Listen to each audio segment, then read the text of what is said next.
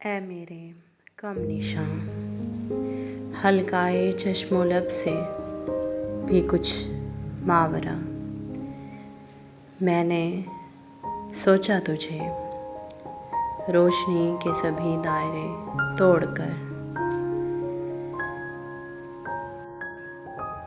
अपने कुंज कलम की धनक छोड़कर मैंने लिखा तुझे,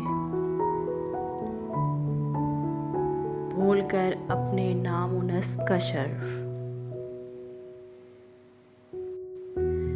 हुस्ने तकदीर से मजहब से भी उस तरफ